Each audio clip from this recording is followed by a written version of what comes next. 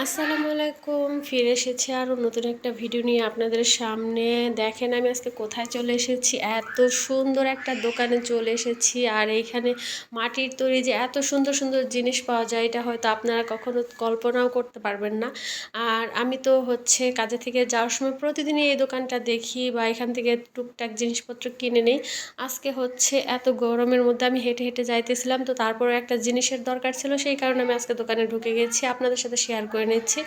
আর এই মাসির দোকানে কিন্তু এত এত সুন্দর সুন্দর জিনিস তৈরি করে সাজানো হয়েছে, আপনাদের একেবারে দেখে মাথায় নষ্ট হয়ে যাবে। এত সুন্দর করে ডিজাইন করা এই মাটির তৈরি হাঁড়ি পাতিল সমস্ত জিনিসগুলো। আর এইখানে কিন্তু নিত্য প্রয়োজনের এমন কোনো জিনিস নাই যে এইখানে মাসির দোকানে না আসছে। তো আমি এখান থেকে শুধু আজকে একটা ব্যাংকুটি নিব, এই ব্যাংকুটিটা নেওয়ার জন্য আমি এখানে চলে এসেছি।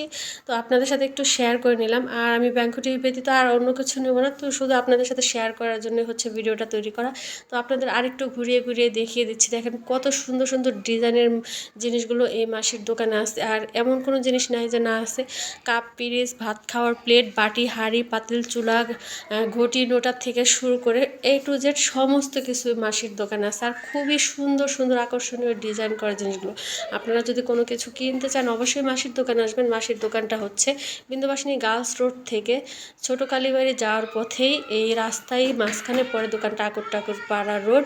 তো এতে দেখেন মাসি কি সুন্দর করে রং করতেছে সমস্ত জিনিসগুলো। আর আমি ব্যাংকুটিটা নিয়ে তারপর চলে যাব। তো রাস্তায় প্রচণ্ড প্রচণ্ড গরম, এত রোদ।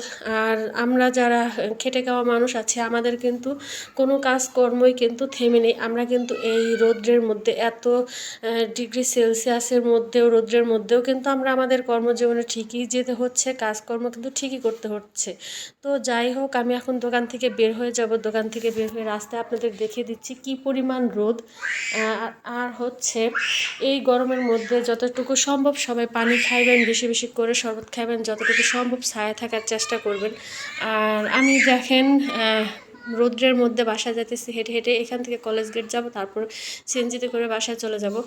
আর বাইরে বাচ্চারা খুবই চেঁচামেচি করতেছে, শুনতে পারতেছেন আপনারা। আমি আসলে ভয়েসটা সেট করতে অনেকক্ষণ ধরে চেষ্টা করতেছি, কিন্তু বাইরে পোলাপানের জন্য পারতেছি না। তো যাই হোক, ভয়েসটা সেট করে নিলাম এইভাবেই।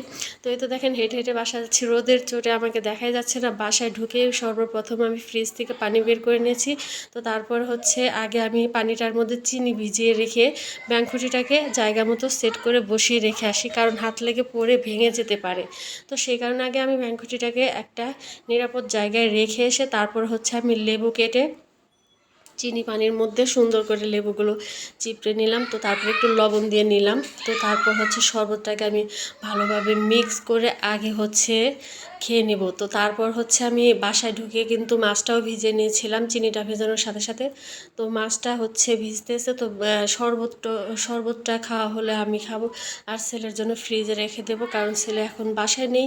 ও প্রাইভেট পড়তে গেছে, বাসায় এসে তারপর খাবে। তো শরবতটা খাওয়ার পর আমি আপনাদের সাথে খুবই শর্টকাটে রান্নাটা শেয়ার করে নেবো, কারণ এত পরিমাণ গরম। আর বেলা কিন্তু প্রায় শেষ হয়ে এসেছে। যতটুকু সম্ভব আমি তাড়াতাড়ি করে রান্না করে গোসল হাসল করবো, তারপর আমি আজকে খাওয়া দাওয়া করবো। তো আমি যখন কাজকর্ম যখন রানিং থাকে, যখন আমার কাজে যেতে হয়, তখন কিন্তু আমার বাসায় এসে রান্না করতে করতে অলরেডি সন্ধ্যা হয়ে যায়, আর আমার খাইতে খাইতেও সন্ধ্যাই হয়ে যায়। তো বেশিরভাগ সময় আমি সন্ধ্যার সময় খাওয়া দাওয়া করি। তো এই তো সরপুঁটি মাছটা আমি ভিজে রেখেছিলাম, আমার ফুফু শাশুড়ি নিয়ে এসেছিলো সেই মাছটা। তো তারপর আমি এখানে আলু বেগুনটাও কেটে নিয়েছি, আর মাছটা ভেজে নিয়েছি। মাছটা ভেজে তারপরে মশলা দিয়ে সুন্দর করে মশলাটাকে কষিয়ে তারপর আমি আলু আর বেগুনটা দিয়ে সুন্দর করে কষিয়ে নেব। আর এখন যেহেতু শর্টকাট করে আমার রান্না করে খাইতে হবে, কর্মজীবন শুরু হয়ে গেছে, তো যতটুকু সম্ভব এসে আমি শর্টকাট করে রান্না করে নিই। তো এই তো দেখেন আমার তরকারিটা আমি কষিয়ে নিচ্ছি সুন্দর করে, তারপরে ঝোল দিয়ে আমি অন্যদিকে কাজ করতে চলে গেছি। তো ঘরটর ঝাড় দিয়ে এদিকে আবার এসে হালকা করে ঝোল দিয়ে রেখে গিয়েছিলাম। তো তারপর মাছটা দিয়ে নেব, আর মাছটা দিয়ে আরেকটু জাল দিয়ে তারপর নামিয়ে নেব। তো আজকে আপনাদের কাছে আমার ভিডিওটা কেমন লাগলো, যদি ভালো লেগে থাকে ছোট্ট একটা লাইক দিবেন, আমার ভিডিওটা শেয়ার করে দেবেন, আর প্লিজ প্লিজ সবাই আমাকে সাপোর্ট করবেন। আপনাদের সাপোর্ট ছাড়া কিন্তু আমার এগিয়ে যাওয়া কখনোই সম্ভব না। আমি কিন্তু খুবই খুবই ভিডিও করতে পছন্দ করি, আর আমি খুবই সাধারণ একজন মানুষ। আমি আমার পরিবেশ, আমার পরিস্থিতি যেরকম, আমি আপনাদের সাথে সেরকমই শেয়ার করার চেষ্টা করি।